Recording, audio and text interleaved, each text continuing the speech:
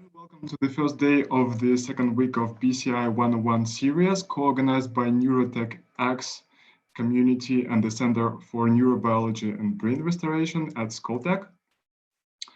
For those who are not, who doesn't yet know who are our co-organizers, well, let me say a few words. Neurotech X is a non-profit organization connecting over 15,000 neurotechnology enthusiasts worldwide, and Moscow recently joined. Will be running some events in Russia with community partners, and another co-organizer and main partner in Russia, co-organizer of this event is the Center for Neurobiology and Brain Restoration at Skoltech, a fully English-speaking STM university founded in 2011 in collaboration with MIT. So thanks for their co-organizers. During the last week, we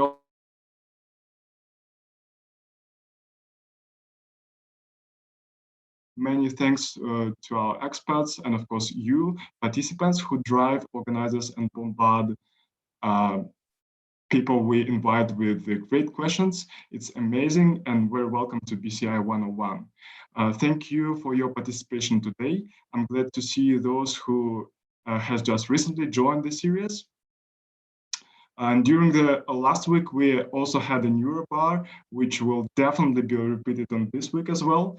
I would also like you to be active and tell how BCI 101 goes for you. You know, feedback is always important for organizers. And as you may know, here we have people from many different countries attending the events. And it will be really interesting to see how it's going at your side, so how BCI 101 is going for you. For this reason, please use hashtag NGXBCI101 and take some photos of you attending some event and just put it somewhere in the internet. Will be me and myself and organizers will be really happy to see how the series is going at your side there. Now let me go briefly to the agenda for this week. We have again experts from science and companies who will speak, explain and even teach. Well, for teaching we have a practicing session on analyzing brain activity on Thursday. This again is going to be interesting and busy 3 hours during the week. Well, maybe a little bit more, we'll see. Somewhere there will also be a Neurobar, more likely on Wednesday, but it will be announced later. Please stay tuned with relevant information on the webpage.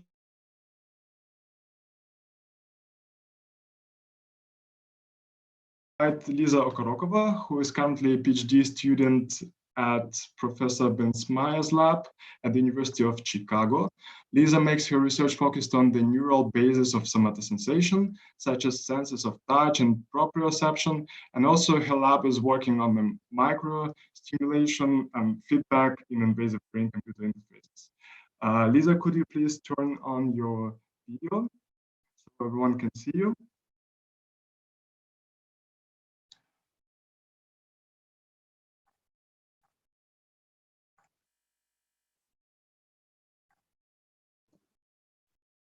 Hi. Hi, Matvey. Can you hear me? Yeah. Didn't you hear me? Yeah, I can. Thanks.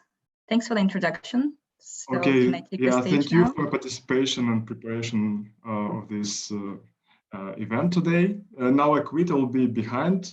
The floor is yours. Thank you.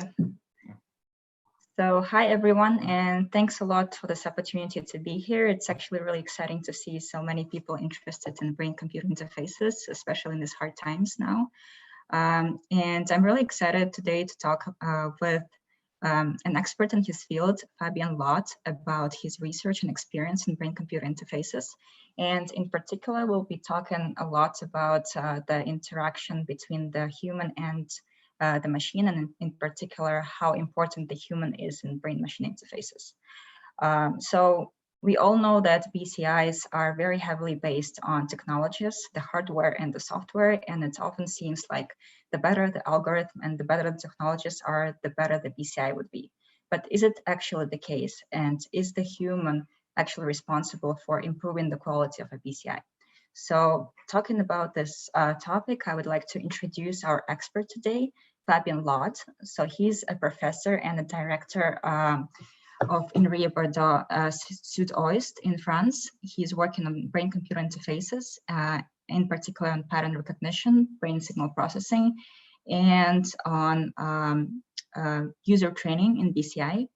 He has a very impressive publication record in peer-reviewed journals, and he's also an editor of Journal of Neuroengineering and on editorial boards of Journal of Neuroengineering and the Journal of Brain-Computer Interfaces.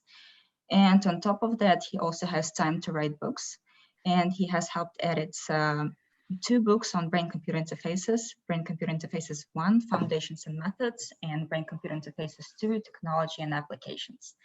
And another book called Brain-Computer Interfaces Handbook, Technological and Theoretical Advances. So it seems like he knows really a lot about BCIs, and let's welcome him here. Hi, Fabien, could you please turn on your video and audio? Hi, how are you? Yes.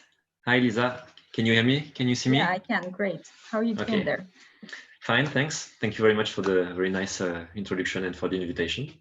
Mm-hmm. Quite happy to be here as well. Seems to be exciting. Nice to see all these people from all over the world coming to join this this interview. So that's nice.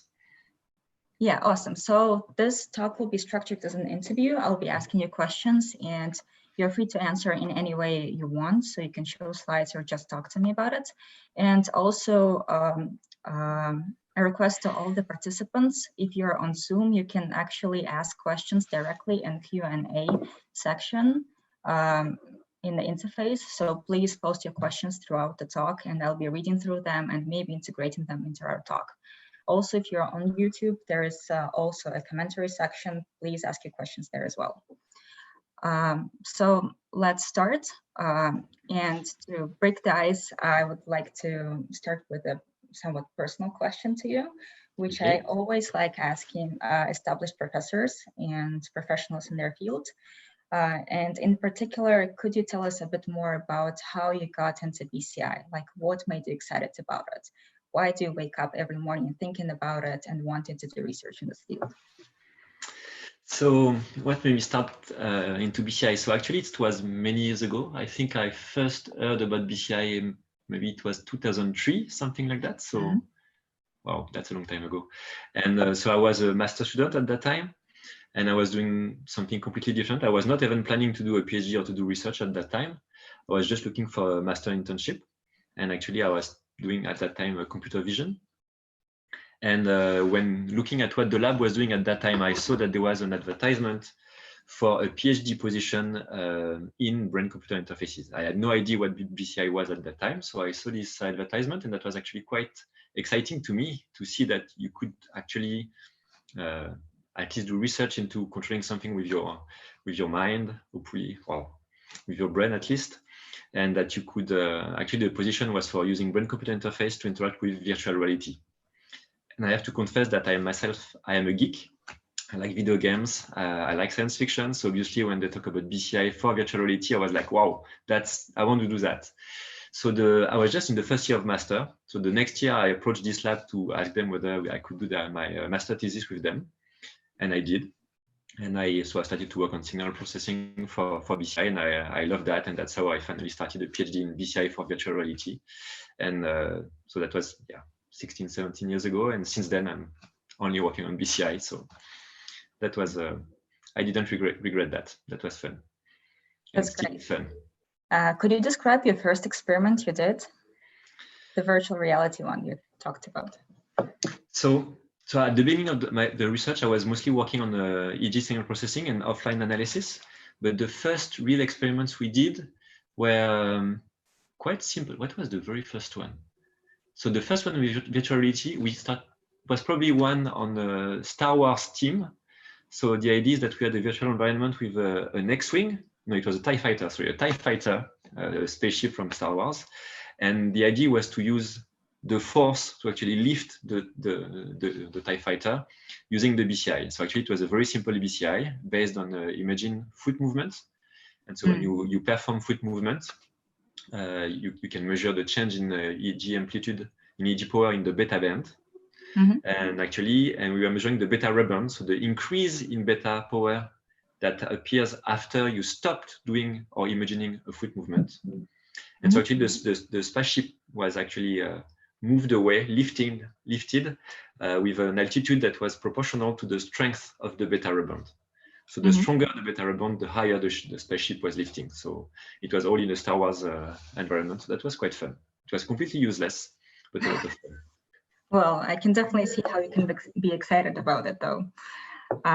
So it seems like this experiment also influenced your current experiment. So it seems very familiar and resembles the motor imagery experiment that you've been working on as well. Could you maybe talk more about that and also about other experiments that are going on in your lab or were going on in your lab before the lockdown? So recently, what we are really studying, so at that time doing my PhD and several years after, I was mostly working on signal processing, so trying to design BCI by developing new signal processing and new machine learning algorithm to process the brain signals. So I'm working mostly with EEG, electroencephalography. And so obviously that's important to improve the performance of BCI system because EEG signals are noisy and BCI systems are not working so well. But what is also very important, as the title of the interview suggests, is the human user. Because even if you have the best signal processing algorithm in the world, if the user is not able to modulate his brain signal, to change his EEG signal activity by imagining hand movements, for instance, or foot movement, then no signal processing algorithm will be able to recognize the change in these signals because there will be no change. So that means that we also need to have a good BCI, we need good machine learning and good signal processing, but also a good user, which means a good trained user that has learned how to modulate, to self-modulate his EEG signals. So recently, that's really what we are working on at the moment. So our big project in the lab now is really trying to understand, to model and to optimize the way we train user, trying to see, to understand why some user can control the BCI system and some other cannot. Try to understand why sometimes one user is good and some other, the same user is not that good. Trying to understand how to give the good feedback to teach user to learn to control BCI system as effectively as possible. So we are doing quite a number of experiments on that at different levels. So for instance, we are doing experiments on a more data analysis and computational modeling level to try to model BCI user performance, trying to predict BCI user performance from some characteristic of the user, for instance, from some properties of the user, EEG signals at rest, or from some characteristic of the user, for instance, his age, his gender, his demographic characteristics, his personality, his cognitive abilities. So we are trying to his state, for instance, whether the user is focused, whether the user is stressed, whether the user is experiencing a high mental workload, or those kind of experiences of states. So what we want to do in the long term is trying to find out how all these factors about the user, factors about the machine, factors about the user profile, states, etc., all impact BCI user performance and all impact the way the user learns to control BCI systems. Because if we can understand the impact of all these factors, then we know what's really important to impact BCI performance and learning, and then we can optimize the BCI system by playing on the right factors. So for instance, to give you something more concrete, recently we're looking to analyze EEG signals at rest to see what characteristics of the EEG signals at rest impact BCI user performance. And for instance, we recently observed that the variability of EEG signals at rest is actually negatively correlated to the BCI performance online. So users with more stable EEG signals at rest have better BCI performances, for instance. We're also trying to measure and relate the level of mental workload of the user to their BCI performance and learning, whether it's important that they experience some level of workload or whether there is too much workload that can prevent them from learning effectively, for instance. And we're also looking into trying to estimate more precisely the state of the user so that we can see how these states relate to performance. And so, for instance, recently in this past few months and past year, actually, we've been trying to decode curiosity from EEG signals. So that is our related to intrinsic motivation, how curious is the user about a given topic. Because we know curiosity is a state that is essential for learning. If you're not curious about something, you will learn less effectively. So that could be interesting to monitor these states. So we are trying to working on that as well. Great. That was a long answer, sorry. It was, yeah, but we'll try to unpack it throughout. So could you maybe tell us any anecdotal fact about what you've seen, like any interesting correlates that affects performance of the user, for example, like the weather or the gender of the participant, something you've seen recently that was impressive and unexpected? So the gender and the weather, we did not observe that. What we observed was, for instance, two factors related to the profile of the user that we observed in several experiments. One is the spatial abilities of the user, which is how well user can create, manipulate, and transform mental images. So there are some tests from psychology to measure that actually. And so the better users are at doing that. So you can measure them with tests that measure how well they can rotate images in their mind. The better they can do that, the better they will be at BCI, at least at controlling BCI based on mental imagery. That sounds intuitive. Yes, it makes sense, definitely. And on the opposite, users who are usually more anxious, then they will have lower performances with BCI. So we think it's probably due to this user actually devoting too many resources to worrying about something rather than using these mental resources to actually trying to perform the mental task or control the BCI system. So we also observed that this user usually have lower performances. And more recently, we also observed that we studied more specifically the influence of the experimenter on BCI performances. And we could observe that actually there was some interaction between the gender of the participant and the gender of the experimenter. So depending on whether the participants were male or female and the experimenter were male or female, some users were learning more efficiently than some others.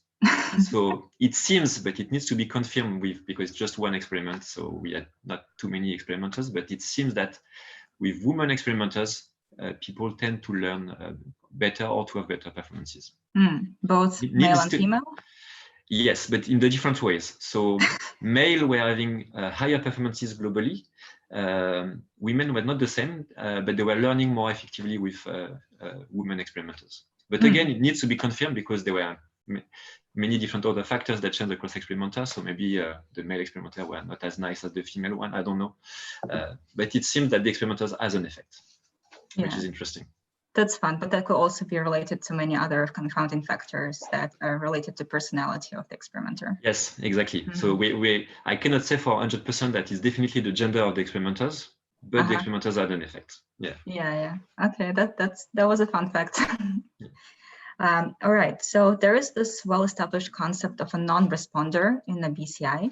So it's a person who just cannot use the brain-computer interface because whatever, like anatomy or personality or strategies, etc. And in fact, I am myself a classic non-responder. I did my master's in motor imagery BCI, and so whenever I wanted to test something, I had to ask someone else because it just didn't work on me. So for people like me, what can we do? Like, is it just the end of the world, or there are things that could help us get trained at the BCI? So that's a good question. And so definitely this non-responder has been observed in different types of BCI and in many labs and in many experiments. However, what's not clear yet is whether this is a fatality, as this is something that cannot be changed, as you mentioned, and because I don't know how long have you tried, for instance, yourself? A year.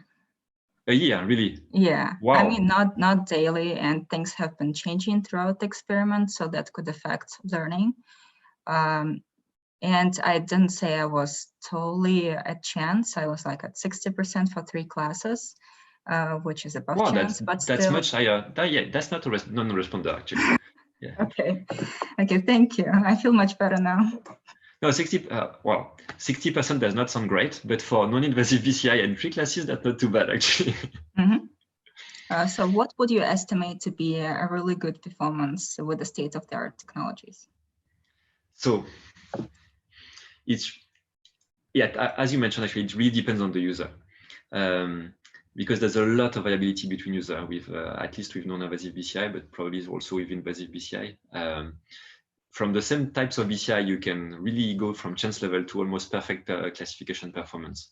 So for BCI based on mental imagery, most systems have 2, 3, or 4 classes because higher number of classes is difficult and the performance will drop. But let's say on average, typically on average for motor imagery BCI with 2 classes, it is estimated that the performance will be around between 75 to 85%, something like that on average. But there's a huge variability between users. So again, some will be at chance level for 2 classes, so 50%, and some others will be almost perfect or perfect. For 3 classes, it would be more like around 65%, maybe 60%, 65%, sometimes 70. But again, there's not many large-scale studies with many users and multiple sessions of training. So that's why I was asking you earlier, how long did you train? Because it is estimated that there is 10 to 30% of people that cannot control the BCI systems, but that's for naive users who use the BCI system for the first time. And if we train these users to use the same system for many, many sessions, we don't know what the number will be. There have been no large-scale study on that yet. And that would be interesting because maybe it's not that these users are not good, maybe it's just that they are not trained properly or not trained long enough. So that could be a reason. I'd like to quote also Professor Gernot Müller-Putz, who said something quite funny. He said, actually, there's no BCI illiterates or no non-responder in BCI. They are just lazy researchers that don't know what to do to actually make the BCI system work with their user. So maybe it's true. We don't know, actually, but that's an interesting hypothesis. I see. So I should work on my laziness. Got it. Well, you are a subject in that case, but yeah, we should all work on that. We should all be better trainer and BCI scientists, I guess. And that was the personal aspect of a non-responder. But what about anatomical factors? Has anyone looked at how different is the brain structure in people who do respond to BCIs and those who do not? Yes, so that's also definitely an important factor. So there has not been a lot of work on that, but there has been some work. So for instance, if for motor imagery-based BCI, if I'm not wrong, there have been some studies showing that responders usually have a more dense gray matter in the sensory motor areas as to non-responder, for instance, or a larger volume of sensory motor area. So there are some differences. So probably because the related area is more dense or has a higher volume, the resulting EEG signal is clearer somehow, and that would explain why this user control the BCI system better. There have also been some hypotheses, but it's just hypothesis. I don't know if there was papers on that. I'm not sure yet, but that the orientation of the cortex could be a reason. Because if, for instance, for motor imagery BCI, your sensory motor cortex is oriented perpendicularly to the electrodes, the signals will be better seen by the electrodes. But if it's more tangential for EEG, the signal will be much weaker. So that could be also another explanation. So definitely there are multiple factors, both physical, personality factors, taste factors. There's a lot of factors to influence the whole thing. Yeah, I also heard that in people who practice sports or musical instruments a lot, the desynchronization of the beta rhythm in the motor cortex is stronger than in normal participants. Have you observed anything like that in your lab? So yeah, so we have not run a formal study on that, but we observed, so it's just an anecdotal evidence, but that indeed people who tend to practice sport, usually they seem to have better performances. But again, it's not a control study, so it's hard to draw strong conclusions. But there have been some other reports from other labs, for instance, in the labs of Andrea Kubler in Würzburg, they observed that using actual tests that two-hand coordination is actually a predictor of performance. So people who have better coordination in the two hands usually are better with sensory motor rhythms. And also some study by Laurent Bougrain, who will be a speaker tomorrow, and Sébastien Rimbert in Nancy. They also observed with questionnaire that people who are doing more daily manual activity tend to be better at controlling BCI using motor activity. So that seems to be in line with what you mentioned, which makes sense again. Yeah, but that could also be like dedication, use of particular strategies that they just employ from somewhere else, like sports, for example, to be able to train themselves. And from there, I have another question concerning the types of learning. So we know that there are two types of learning. One is explicit, when you explicitly use some strategies to train yourself to do something.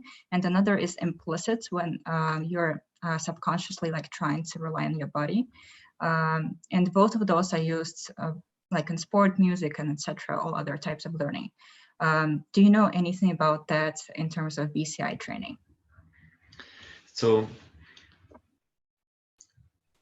it's not completely clear which one is involved in BCI training, but actually there have been some works which exploited the two types of approaches.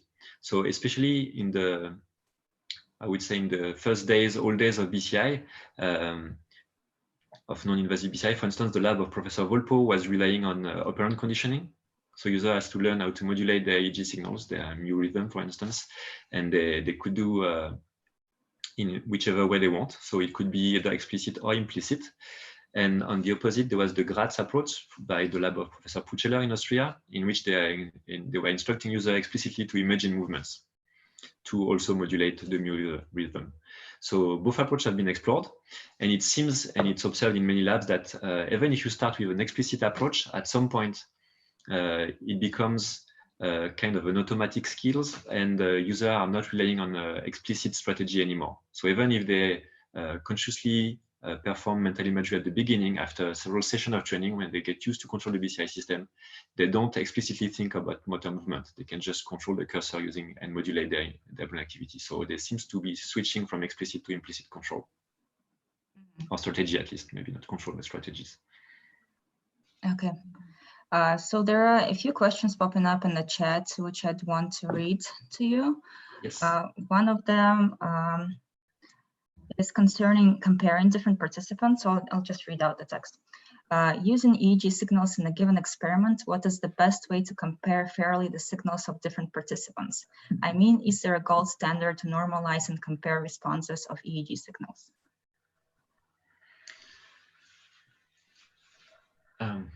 Yeah, I would like to add some precision. So to compare, in which sense? To see if EEG signals of two participants are similar to each other, or?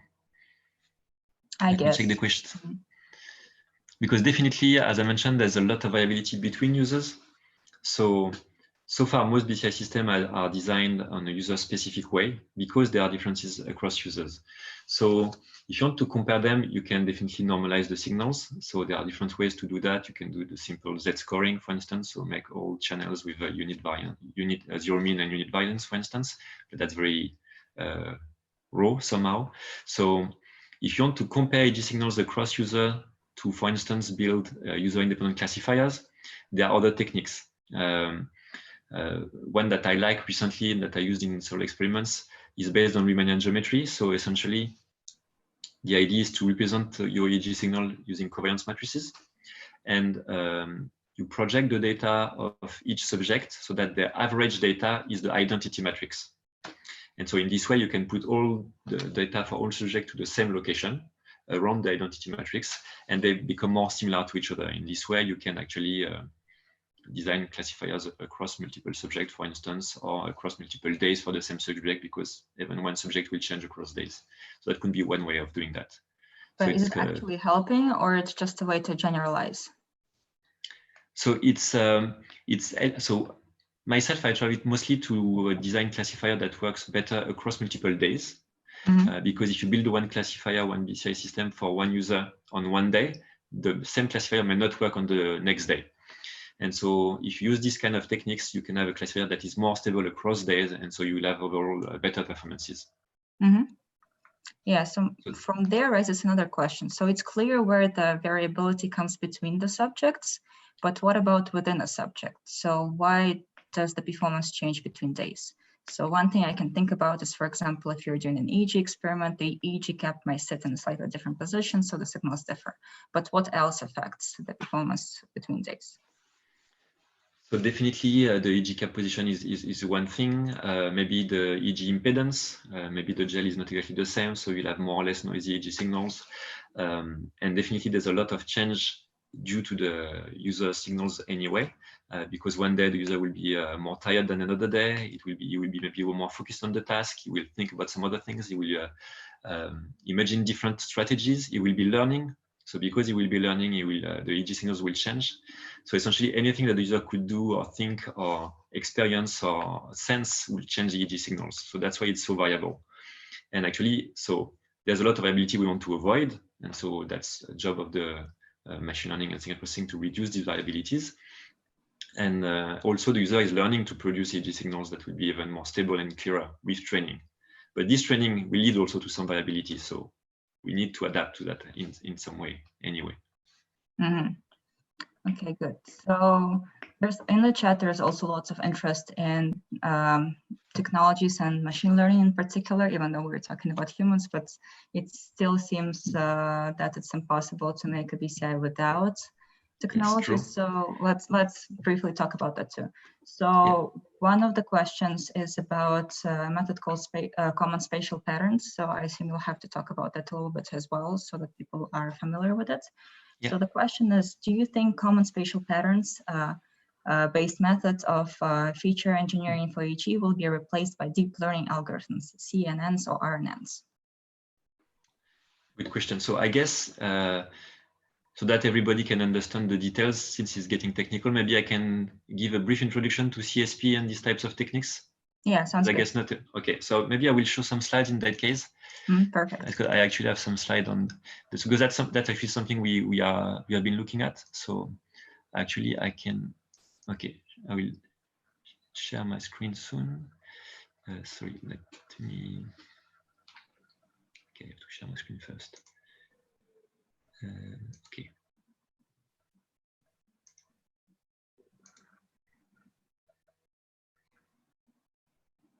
Can you see my screen?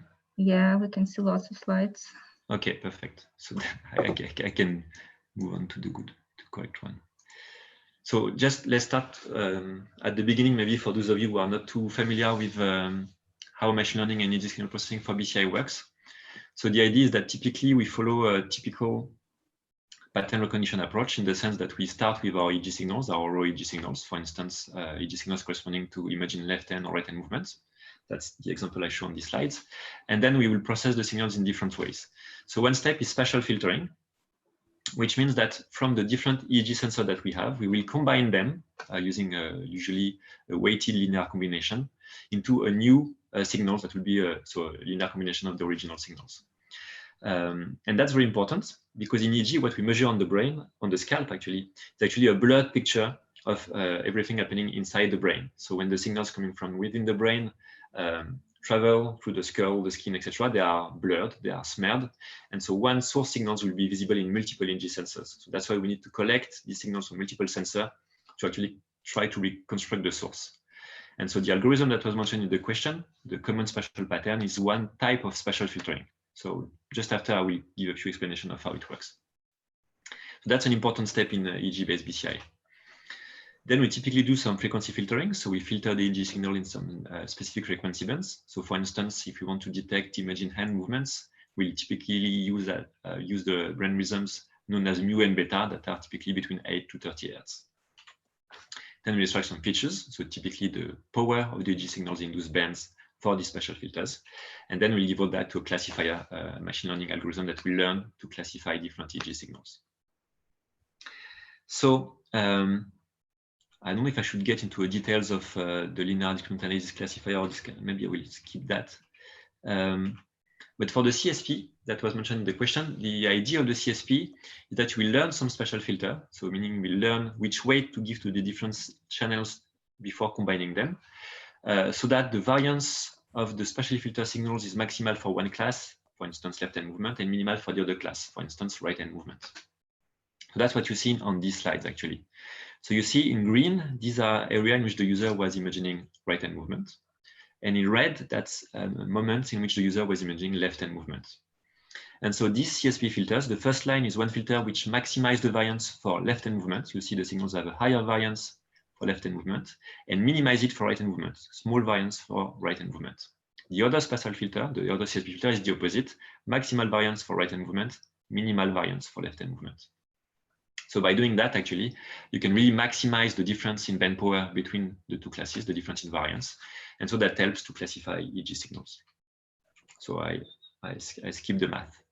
So now the question was, so that's really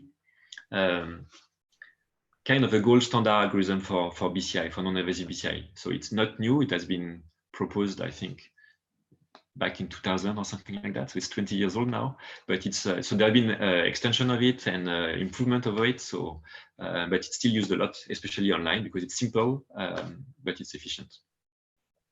Now, recently, there have been other types of algorithm. So the question was mentioning like deep networks.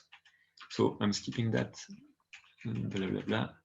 So for instance, indeed, these last few years, there have been a lot of work on, for instance, convolutional neural networks for AI in general, for artificial intelligence. And so obviously, there's been a lot of work for that on BCI in particular. So this example that you see on that slide is a network that's proposed by Robin Schatzmeister. So I think he's a speaker tomorrow. And so I guess tomorrow is going to explain how to use this type of algorithm.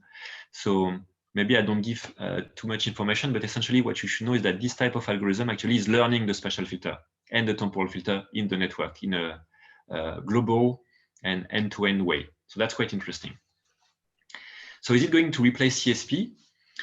Maybe, and actually it depends. So I'm going to show you some data. So that's some work we recently published with Aurélien Priot with one of my PhD students. We worked on actually classifying a mental workload and valence, so positive or negative emotion, from EEG signals. And so we compare different types of algorithm, including CSP and including these convolutional neural networks. So I think it's nice to show you these results because that's actually kind of answering the questions. So we also use Riemannian geometry classifier. So for those of you who are interested, I think this is a very interesting types of algorithms. Many of you who are from the neurotechnics, you probably know Alexandre Barachand, who introduced these techniques to BCI. He is very active in the neurotechnics community, and these are very efficient algorithms.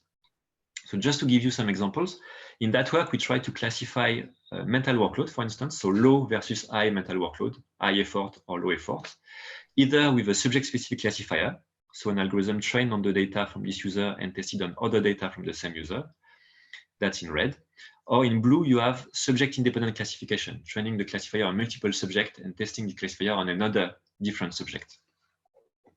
And here you can see that the CSP-based method, so CSP or filter bank CSP, are actually the one which gives the lowest performances in that case. Riemannian geometry gives better performances, and the deep network gives even better performances, both for subject-specific and subject-independent classification. The difference is not huge, so it's just a couple of % more for the convolutional neural networks. Now, if you move to the other data sets, that was valence data set, the results are a bit different. So here, the Riemannian geometry method are still better than CSP and filter bank CSP, but the CNN actually completely crashes on this data set. CSP and FBCSP is much better than the CNN. And the difference was that for this first dataset on workload, we had hundreds of training data. For this one, we had only maybe 40 trials per class. And so here, because deep networks usually need a lot of data, in that case, clearly they did not have enough, so they crashed.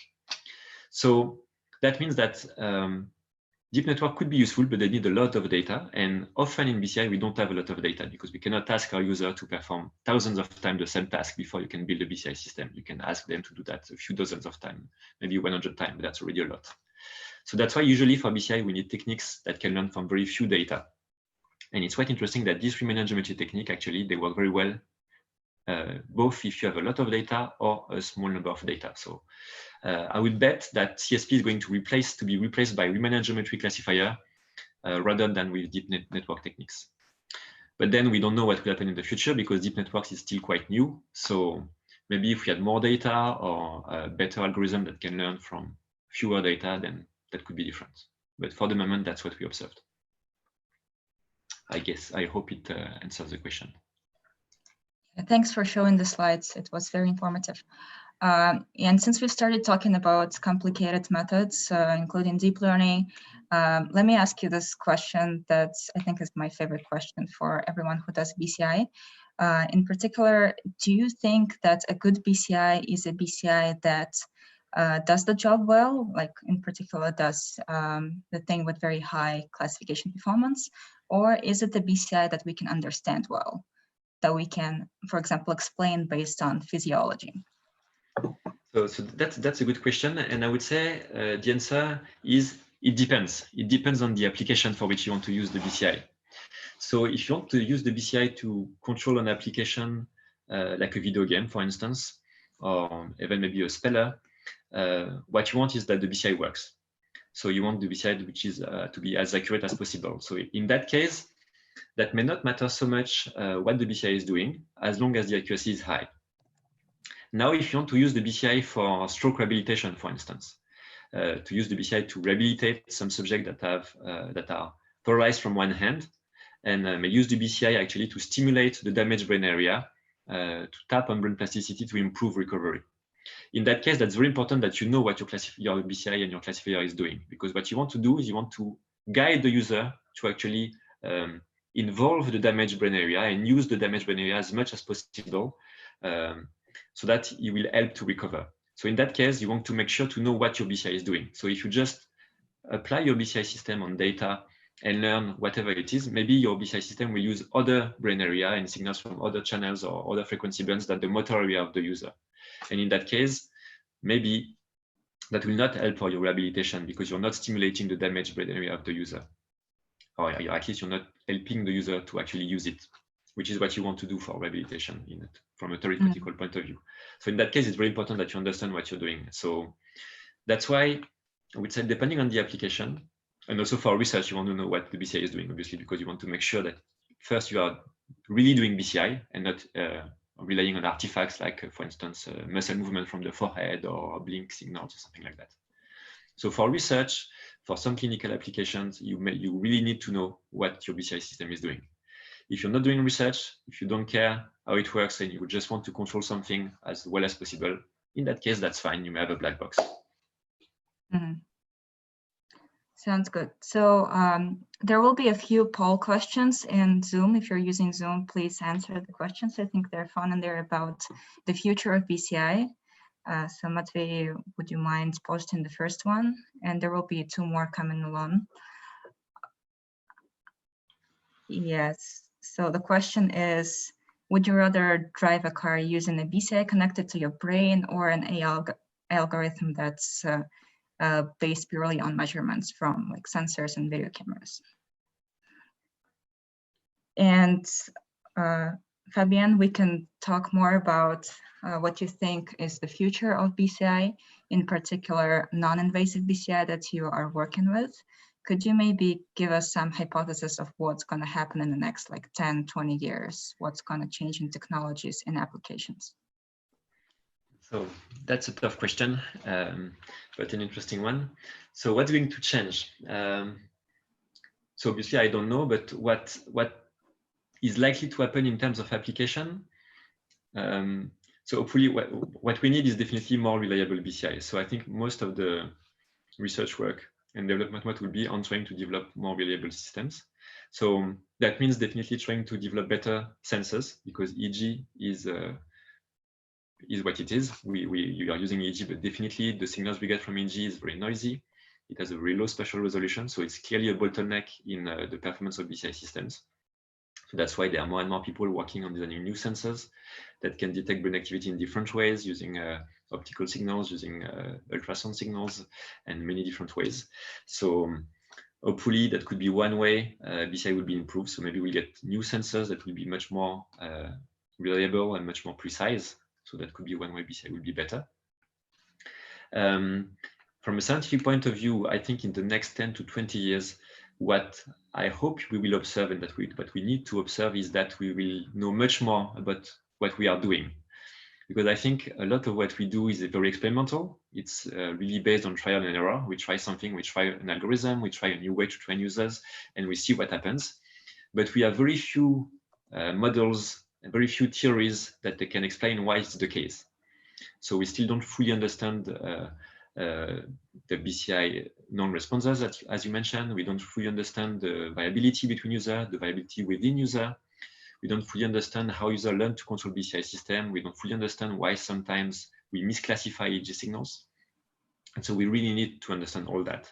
So I hope, and I think that will be the case, that in the next 10 years, we will develop more principled theories and models to really explain all this. And from this model and theories, hopefully we'll be able to improve much more the performance of BCI system and make them much more useful. And but finally, not drive cars, right? For cars, yes, exactly. So I see the response are tilted toward AI in the questions. So that was interesting because there was the assume that both give the same error rate when scientists tested them in the lab. But definitely BCI are not so reliable and they are very variable across contexts. So maybe even if a BCI work in the lab, that doesn't mean you work in a real situation. So for me, definitely, I will also not trust a BCI to drive my car. And I don't think that's the future of BCI. So I don't think the future of BCI, at least in the next 10 to 20 years, is to use them to control anything. It might be used to control some very specific application for a very specific context. So definitely for people who are severely motor impaired, that can be the only option. So they might need BCI for that. But driving a car with BCI, why? I mean, any other option will be more reliable, will be faster, will be safer. So there's no point in you driving a car using a BCI now.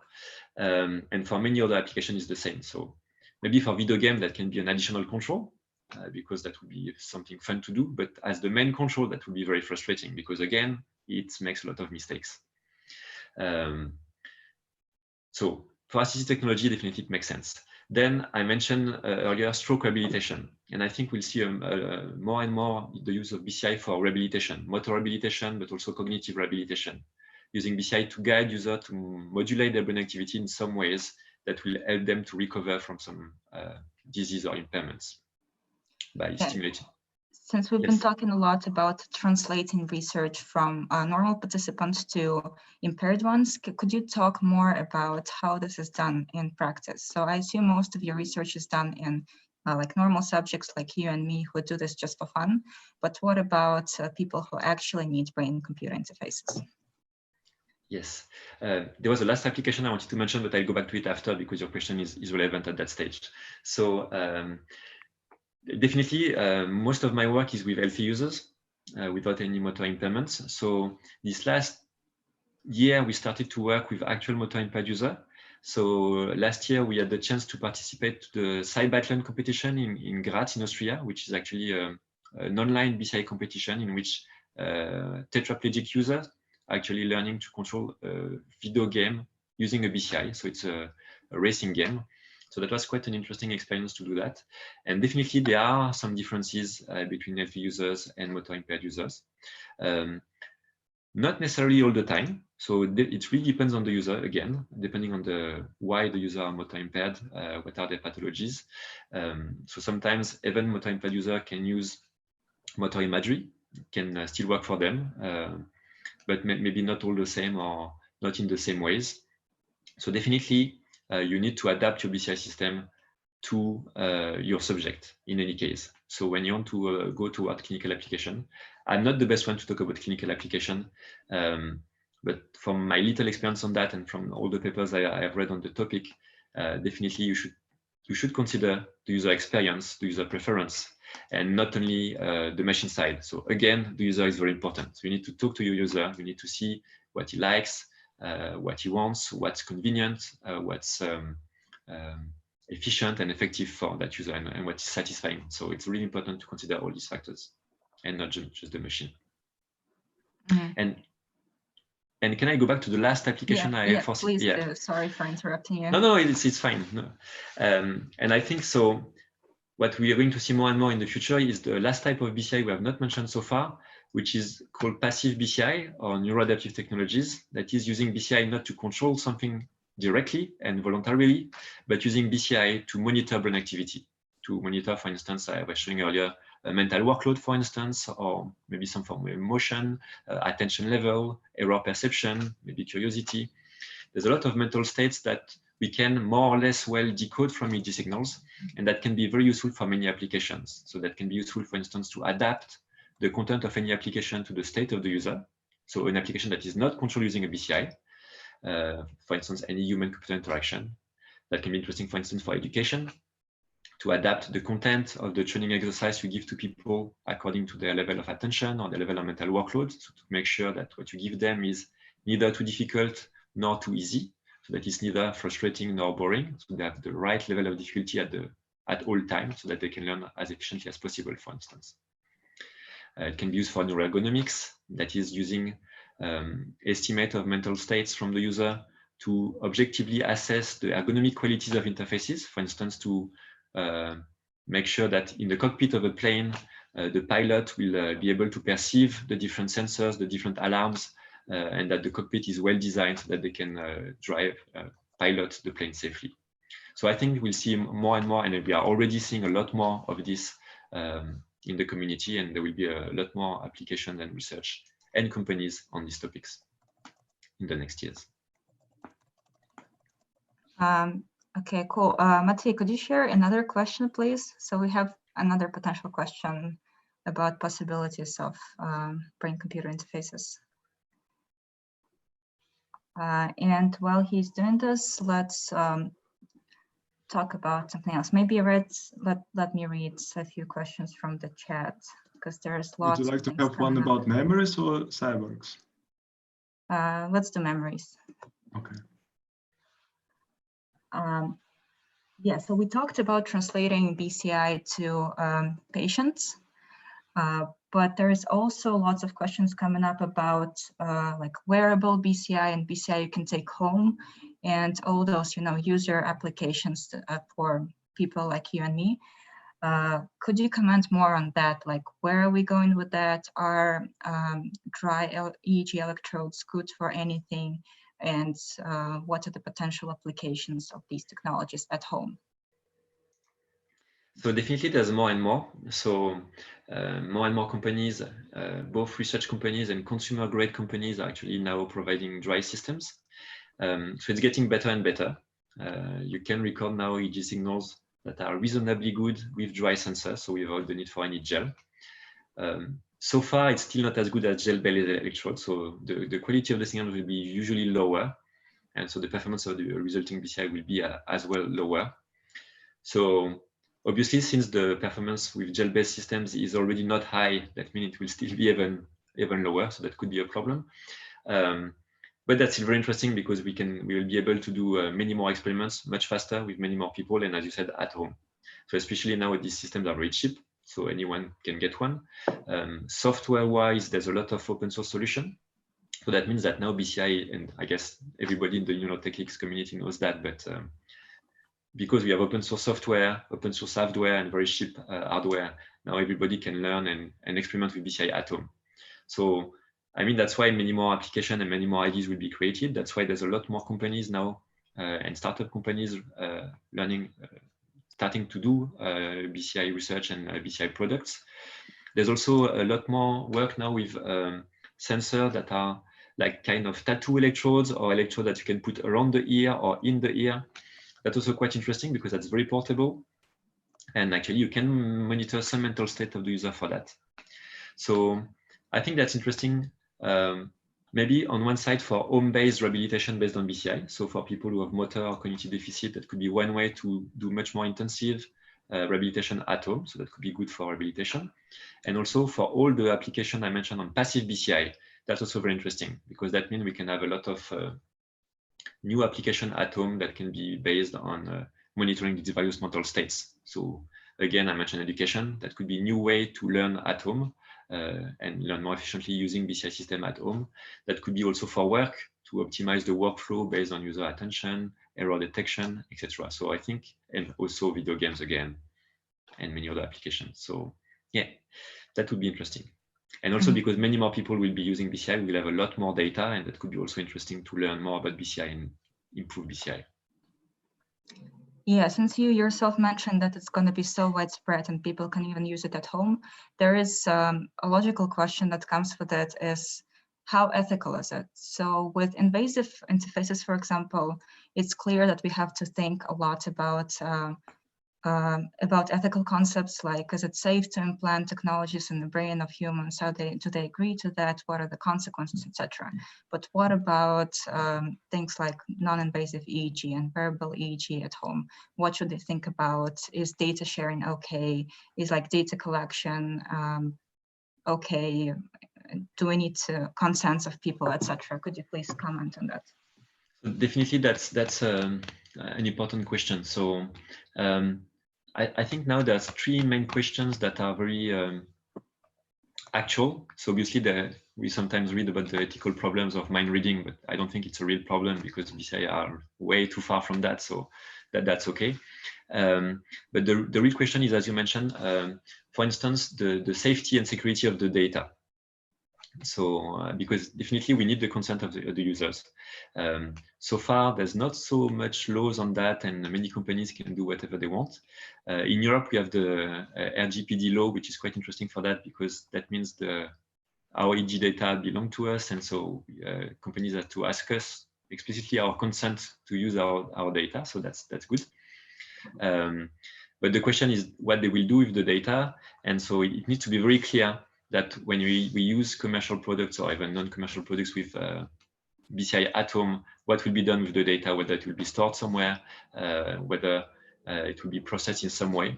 Ideally, I think what will be done with the data should be only what the product is being doing. The data should not be used for any other purposes. That would be unethical, because when you're giving your EG data, you just give them for one purpose, which is to drive the application you're consuming with the BCI, but not for something else. So you may not want some companies to know about your attention level, your workload, or any other things they could find from your EG signals. Another ethical question is the responsibility. So if you control something using a BCI and something bad happens, who is responsible? So earlier we were talking about the car. If you drive a car and you crash into someone with a car controlled using a BCI, is it your fault? Is it the fault of the BCI designer, of the BCI user, of the BCI reseller? That's an open question now. I'm not sure there's some laws about that, but that's an important ethical question. So far, some people mentioned that since we know BCI don't work that well, using them to drive a car will actually be dangerous and not responsible, so that you would be responsible as a user to do that, because it's not safe to do so. And finally, I think another important ethical question is the way we manage the hope we give to people when we talk about BCI system. Because there's a lot of news about BCI system in the medias. Also, us researchers, when we talk about BCI, we tend sometimes to be a little bit too optimistic. And so we give a lot of hope to people. So some people who might have a severe motor impairment, they may think that, okay, now their life will be saved somehow. They can be able to walk again and talk again like before with the BCI. It's not the case. That's really not that simple. That may help, but it's far from being that simple. So we may give false hope, and that's important. And on the other way, we can also give some fear to people. So people might be afraid that we can read their mind and control their mind from a distance. So as a scientist, I kind of regularly receive some emails or sometimes some calls from people who are sure they have been implanted against their will with a BCI system in their brain, for instance, and that they are being controlled by the FBI or whatever. Obviously, it's not the case, but that means that we have to be careful when you talk about BCI. We have to be really reasonable in the way we present the technology and really show what it can do, it cannot do, so that we don't create non-reasonable fear or false hope. So I think that's the main important ethical questions. Mm-hmm. Yeah, I absolutely agree with this point as well, since you see lots of overblown expectations in the news and everywhere. And lots of companies are also trying to integrate BCIs in their technologies at the moment, and many without any good reason. So yeah, it's good to know the benefits and the drawbacks of this technology. Totally agree. All right, so we're out of time, unfortunately, even though I have tons more questions to you, and it's been really exciting to talk to you today. But let Sophie make an announcement right now, and we can return back to Q&A session in a couple of minutes. Amazing. Thank you, Lisa, and massive thank you, Dr. Lotte, as well. That was absolutely fascinating. Thank you, everyone, for your questions. I know we've got loads more questions to answer, and I think we'll see if we can take those over to our BCI 101 Slack channel, where the conversation will continue. I just wanted to put in a really quick plug about our event tomorrow. Do definitely join us. We'll be looking at how to start your experiment. We've got some fantastic people joining us from Open Vibe, Resonance, and Brain Decode. It's going to be a really brilliant event. And a little fairy has told me that the Neurobar might be open afterwards. If you joined us last week, you'll know that this isn't one to miss. It's a great spot to pull up a chair and pull up a drink and have a chat with some people who are really, really interested in talking more about neurotechnology. We'll try and keep it shorter than the 3 hours that it was last time, but the conversation will always be happening on the BCI 101 Slack channel. So do join us if you're not in our Slack already. Lisa, I'll hand back over to you. Yeah, thanks. So I'll try to read a few questions from the chat and then we can wrap up. So some of them we've talked about briefly, so I'll try to pick those that we haven't discussed yet.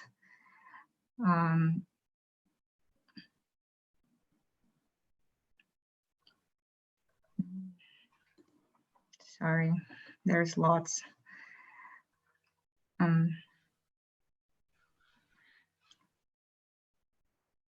So could you talk more about new hardware development? A bit, but that's not my specialty. So I'm not sure I'll be able to say anything interesting. But I know, so mostly that would be on the sensor side, I guess. So definitely there are new options. So I know new people are new labs or new labs. Some labs are doing new sensors.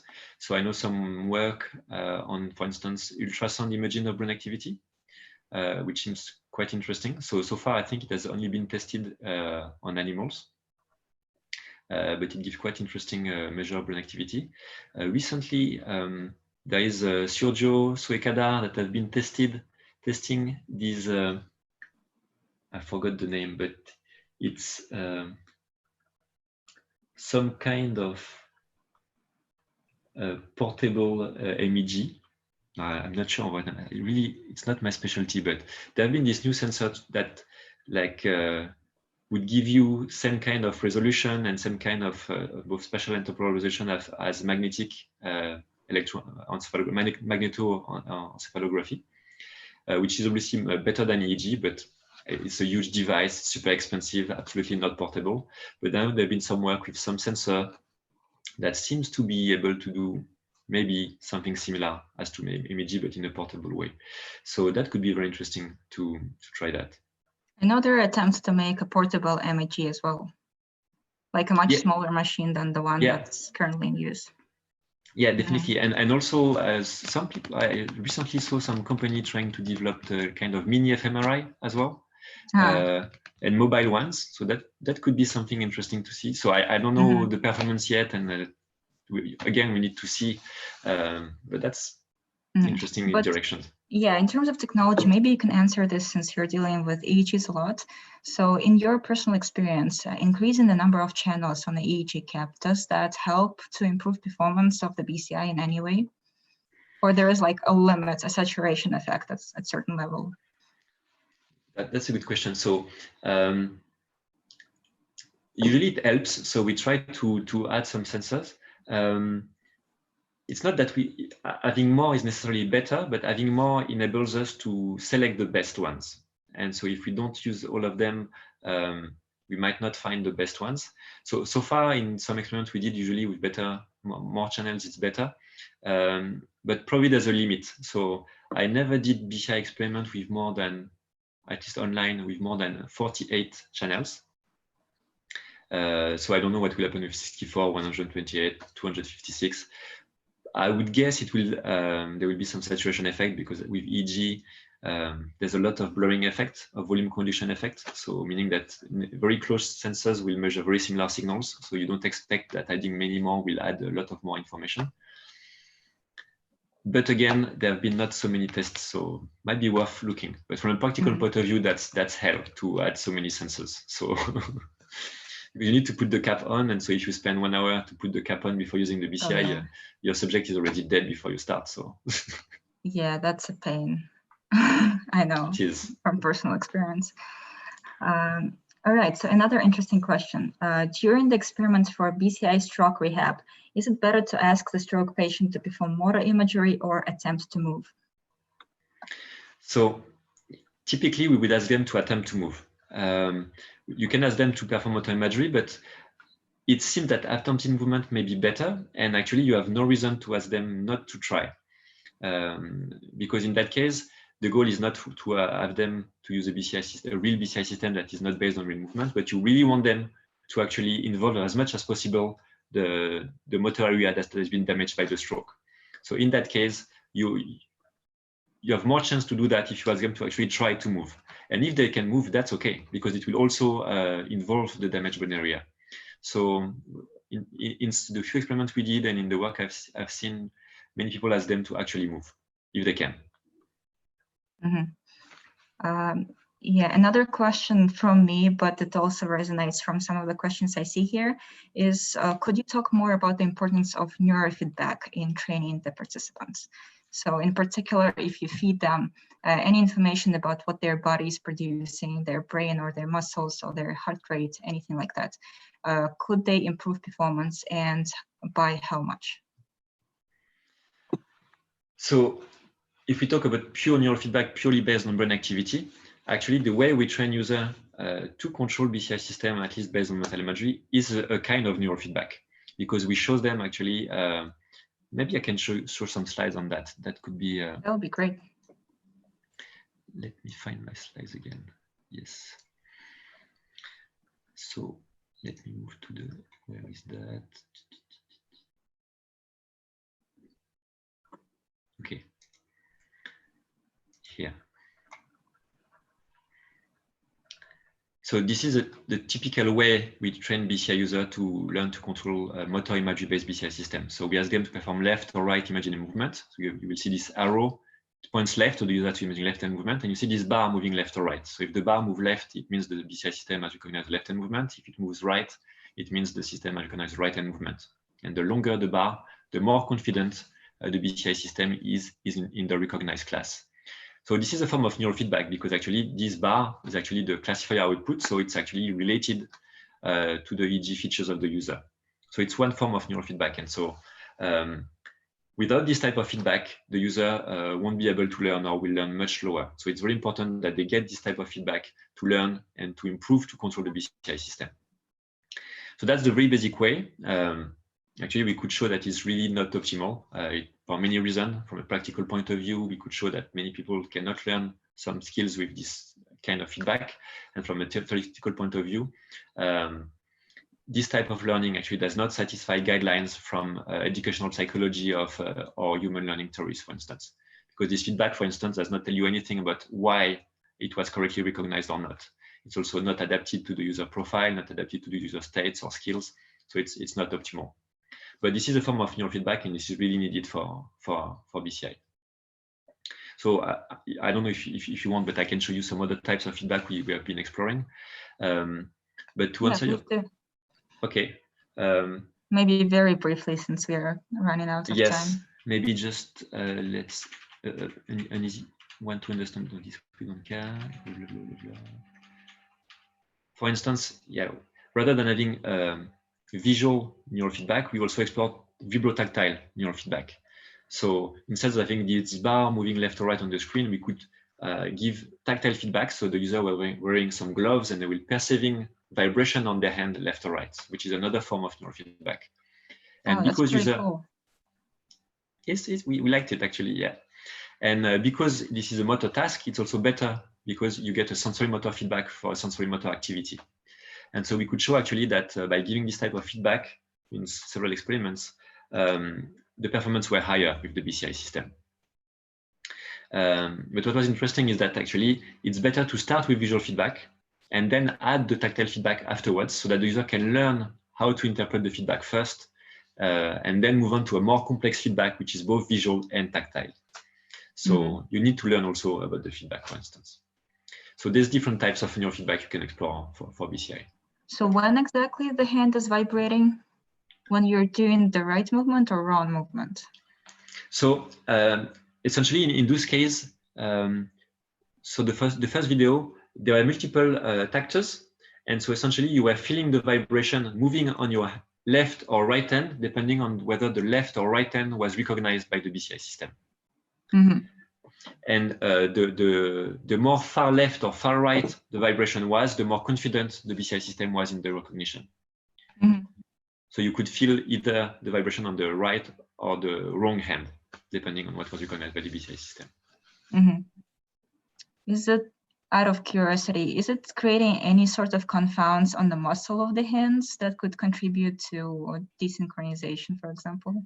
So probably there is. So probably it's maybe, I don't know if it's for the muscle, but definitely for the sensory motor perception, because you're stimulating the hand, that's also reducing, decreasing EEG activity. So that's probably also helping, why it's helping the user to control the BCI system, because if they manage to get the feedback on the correct hand, then that will help them to desynchronize more. And so maybe that's why they also do better. And another reason we observed is that with tactile feedback, the user don't have to rely so much on the visual modality. And because they're already controlling the application and looking at the application, having to pay attention to both the application and the feedback, it's a kind of a visual overload. So if you remove some of the feedback from the visual modality to the tactile modality, they are doing better. And so actually we tested that with some distractions, and they could actually better pay attention to distraction with the tactile feedback than the visual feedback. So that's also reducing their workload, and so it's better for them.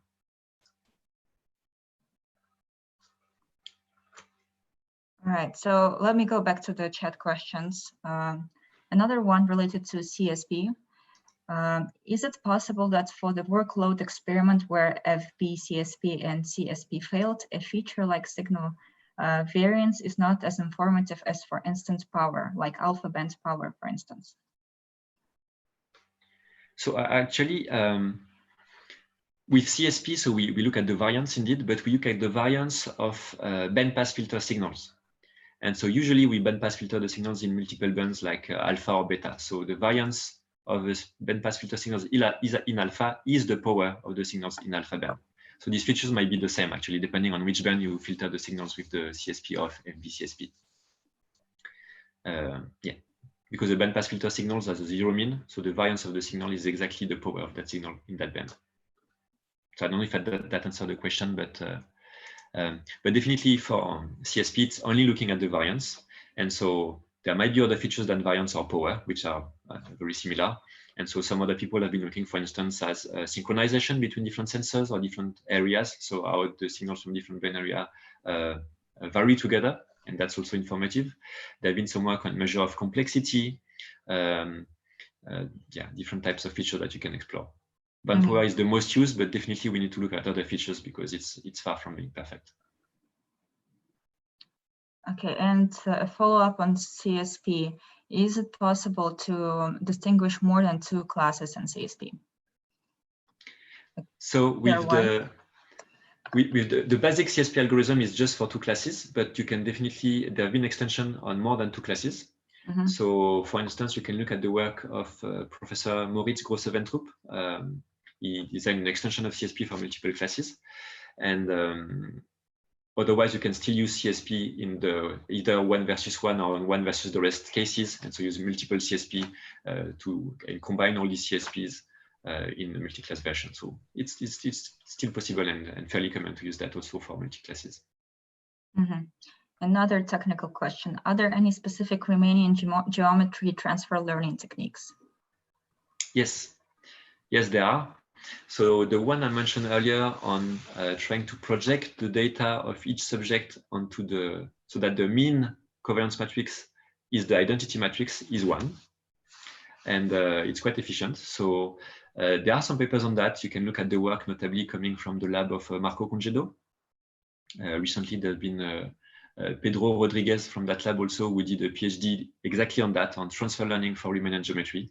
So he designed different techniques. One is called the Riemannian procrust analysis, and it's quite interesting. So if you want to look into that, I recommend you check his work. And all the code is also available in Python, so you can also play with that. So Pedro Rodriguez from the GISPSA lab in France. All right.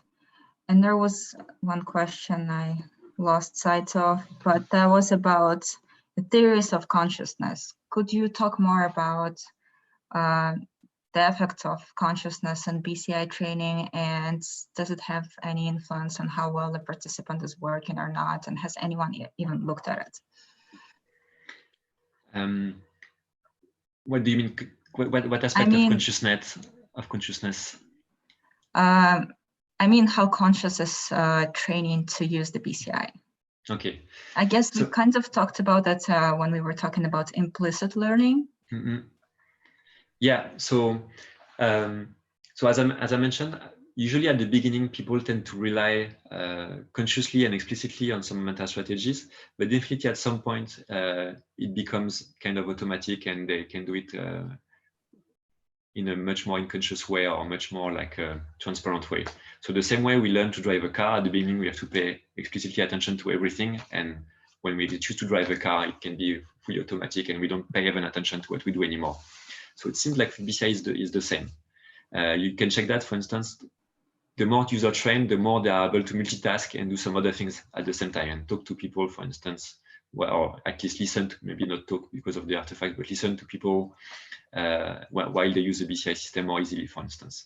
So it seems it's it's getting more and more. I'm not sure it's completely answering your question, but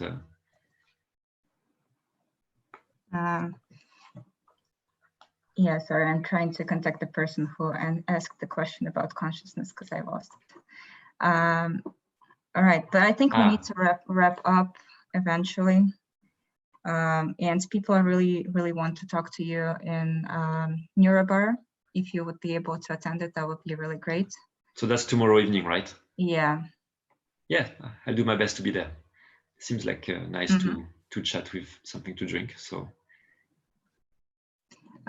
Yeah, great for answering all these questions. It's been my great pleasure to talk to you today, and hope you can also go offline and talk to people more if they have any other remaining questions. Yeah, sure. So don't hesitate to contact me, people. You can email me, obviously. You mentioned there are some questions in the Slack of the BCI, of Neurotechnics, maybe? Or in any case, I will do my best to be at the Neurobar tomorrow, and feel free to email me or whatever. I'll be happy to answer. So don't hesitate. And Lisa, thank you very much for the question and for the organization. Thank you. Please stay safe. Yes, you as well. Could you please stay for some minute here? Yes, I just like, sure. Yeah, thanks for a really interesting conversation. I think it was quite challenging, but at the same time, also some parts were really, I think it was really cool for newbies in the field. From the side of organizers, if you don't mind, I would like to ask 2 questions. One regarding your vision on interaction between science and technology. So how productively we work, so how productively this part should work in order for bring scientific knowledge industry. Your opinion?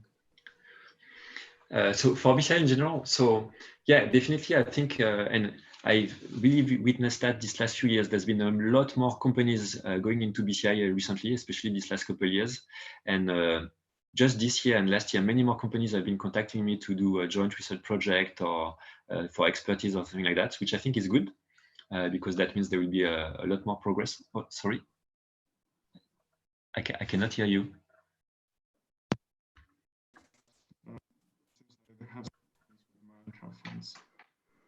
Can you hear me now? Yes. Oh, great. I just asked if you are open for such opportunities from the companies. Yeah, definitely. So that's interesting. So some companies came to us to learn about our expertise and to get feedback or training from us. Some other for joint research project, and that's good. And also, I think there's more and more like PhD students who are open to actually going into startups in BCI after that.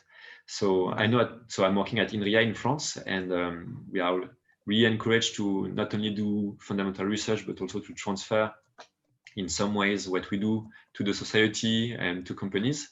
And I think it's good. And so, yes, we are really encouraged to create startups, and there's a lot of programs for that. And so for PhD students and engineers who go through INRIA, several of them actually created their startups after that on BCI or related topics of biofeedback, neurofeedback. And so I think we're going to see more and more, and that's good. And so I think when you, something interesting is that if you start a PhD in BCI or work in a lab, a public lab on BCI as an engineer, you should really consider not only staying in academic research, but really consider that going into the industry on BCI after that is a good option. And there are more and more opportunities and a lot of things to do. So you can also create your own company for that. So yeah, I think it's good to do a PhD in BCI because you will learn a lot, and BCI is complicated because it's a lot of different fields together. So it's good to do that. And once you gain this knowledge, then you can go and create a company or work for a company. So you support such students and PhD students who, I mean, graduate students and PhD students who are willing to, you know, translate their research to. Yeah, that's nice. Yeah, definitely. Yeah. So one of my PhD students now is last year is going to actually work in a startup following his PhD on BCI, and a former PhD of mine, Jérémy Frey, who was also very active in neurotechnics, or was at least, he's also created this company on neuro and biofeedback. So it's good. It's good. Do you think one can combine studying and such work? So you, as a scientific advisor, would you like say it's okay to do so? So it depends. So if you work on the research and development side, yes, because if it can be useful for the company and you, but if you want to work on development for the company and your PhD at the same time, at least in France, because in France we have very short PhDs, 3 years maximum. It's running for 3 years, and it's difficult to go longer than that. So maybe I know in the US or in Canada it can be much longer. So then that could be okay. I know Yannick Roy is exactly in that case, so he's doing a lot for companies and also for his PhD, and that's fine. In France, because you have a short time, it's better to focus because 3 years is really short. So if you don't work on your PhD, it's complicated. Yeah, so, except if your PhD is already with a company. So in France, we can have PhD that are already from the start designed with a company. So in that case, that's fine because that's how it's designed. But doing the two at the same time, there's a risk that you won't do anything good. But I don't know. Okay. If you're I have a follow-up question on that. Okay, Lisa, go ahead. Why did you personally decide to go in academia and not industry? That's a good question. So I guess initially I was going to be an engineer. So I'm a computer science engineer by training. And so I was planning to go to industry, maybe, I don't know, go into a video game company or something like that, because as I said, I'm a geek. But when I did my first internship on BCI, I really loved that. And then I did my PhD on BCI, and I really enjoy research. And so because I like it so much, and because there's still so much to do in BCI, and there was even more to do back then, I said, okay, academia is really something that I like. I think I'm not too bad in academia, so that's something I need to do. So I guess that's why I stayed, because yeah, that was, I think I'm kind of made for that. But again, it really depends what you like, what you're good at. So everything is possible. Mm-hmm. And the last question, because you said there's a lot to do in BCI field, do you have any open positions or opportunities for, because, you know, among our participants, there are a lot of young people who just maybe entering the BCI or neurotech world, and they are seeking for such opportunities for them to, you know, have an opportunity to touch everything, just to have experience. Do you have it, such stuff from your side?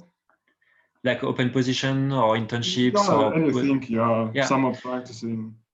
So we have a regular. So every year we have internships for those who are still studying. So we have, usually, if you check my webpage, every year we propose a couple of internships, and regularly we would have open PhD position or postdoc position or engineer position. So it depends on the funding we have at any given time. So right now I don't have any opening for PhD or postdoc. But if on your side you have some possibility to apply for some funding, we can apply jointly to some funding for a PhD grant, for instance. So we are definitely open for that. So if you're interested, you can contact me. And but otherwise, if you're interested in BCI position in general, you can check on my webpage. There's a link with BCI job offers. I know there is one also on the Neurotechnics webpage, and you can also check the BCI Society webpage. There's a lot of offers there. Yeah, and job board of Neurotech works really well. Yeah. Yeah, but so far there's no such a online position for online home training given from your laboratory. For home training. No, I mean there's no such offer from your lab, let's say, which allows one to sit at home somewhere, I don't know, in India or Russia or UK and have an opportunity to be trained by you and your PhD students.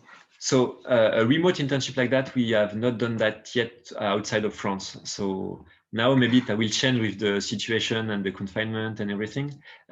So we definitely welcome some foreigners. So we had some interns from India, from everywhere. So we had people coming from different countries, from Russia.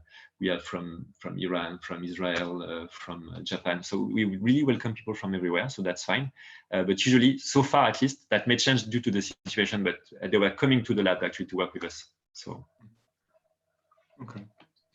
Yeah, this is all from my side. I just asked what I wanted to. Lisa, in case you don't have any questions, I think we will close the session. I have lots of questions, but I think we're so let's continue this tomorrow. Yeah, we can continue it tomorrow in the NeuroBar. And actually, Brian answered a lot of questions, linking them to NeuroBar and to Slack. So NeuroTechX Slack, there is a special channel regarding this BCI series.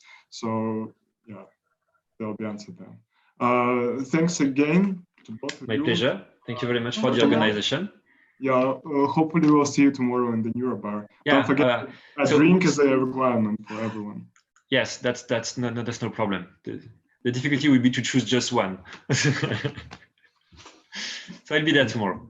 Yes. Yeah. Thank you. Thank you for the rest of the participants we have and active participation in our session. Yeah. See you tomorrow. So thank you very much for the audience and for the great question. Thank you for listening to us. Bye-bye, everyone. Bye.